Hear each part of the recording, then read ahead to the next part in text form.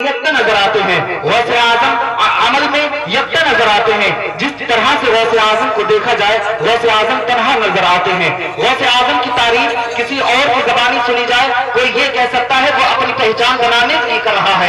आए गौसे आजम की तारीफ गौसे आजम से ही सुनते हैं। गौसे आजम फरमाते हैं सकानी हब्बुका सातिल विसाली फकुल्तु लिअखम कती नहवी ताली। फरमाते हैं गौसे आजम कि अल्लाह रब्बुल इज्जत ने मुझे जाम मारिफत आता फरमाया। ये मारिफत का जाम वो जाम हुआ करता है जिसको पीने के बाद इंसान बड़े मर्तबे को पहुंच जाया करता है। गौसे आजम फरमाते कि अल्लाह रब्बुल इज्जत ने मुझे मारिफत का जाम आता फरमाया।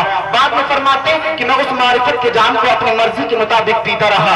गौसे आजम फरमाते मैं उस जाम को पीता रहा यहाँ तक कि जब मेरी इच्छा जब मेरा मन उस जाम से भर गया। भरने के बाद मैंने उस जाम को अपने लबों से हटाया और वो जाम मारिफत का जाम जैसे ही मैंने अपने लबों से हटाया अल्लाह रब्बुल इज्जत ने उस बचे हुए मारिफत के जाम को तमाम औलिया किराम में तकसीम फरमा दिया। तमाम औलिया किराम को उस मारिफत के जाम को पिला दिया। मालूम ये हुआ गौसे आजम बताना ये चाहते हैं कि ऐ मेरे गुलामों सुनो मारिफत का जाम अल्लाह ने पहले मुझे अता फरमाया है बाद में जुनैद बगदादी को अता फरमाया है। अल्लाह रब्बुल इज्जत ने मारिफत का जाम पहले मुझे अता फरमाया है बाद में ख्वाजा गरीब नवाज को अता फरमाया है। अल्लाह रब्बुल इज्जत ने मारिफत का जाम पहले मुझे अता फरमाया है बाद में कुतुबुल मदार को अता फरमाया है।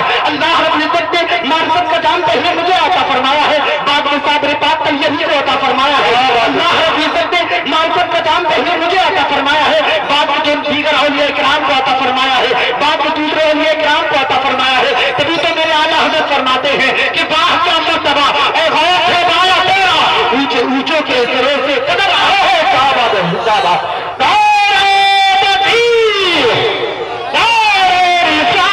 अपने हाथों को नबी का झंडा हाथ मिला कर बोलिए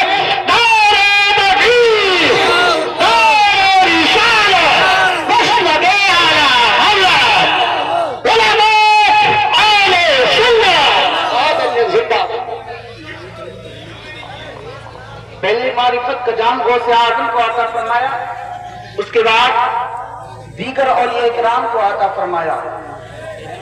ये तो विलायत के हवाले से है। इसके अलावा हम और आप आज गौसे आजम की इस महफिल में बैठे हैं। गौसे आजम की इस जिक्र की महफिल में बैठे हैं। गौसे आजम से हम और आप मदद तलब करते हैं और गौसे आजम हमारी मदद को हमारी इल्तिजा को कबूल भी फरमाते हैं। लेकिन कभी कभी हमारे जहन में ये ख्याल आ जाते हैं कि हम जैसे ही गौसे आजम को पुकारते हैं उस वक्त हमारी इल्तिजा को गौसे आजम कबूल नहीं फरमाते। कुछ वक्त के बाद हमारी दुआ कभी कबूल होती भी है कभी नहीं कबूल होती। तो उसकी वजह क्या नजर आती है? उसकी वजह सिर्फ और सिर्फ ये नजर आती है कि हम गौसे आजम से मोहब्बत के नारे तो लगाते हैं, हम गौसे आजम की मोहब्बत का दावा तो करते हैं, लेकिन गौसे आजम ने जो तरीका हमें बताया है गौसे आजम की जो सीरत है उस सीरत पर हम अमल करते हुए नजर नहीं आते। गौसे आजम का जो तरीका है उस तरीके पर हम चलते हुए नजर नहीं आते।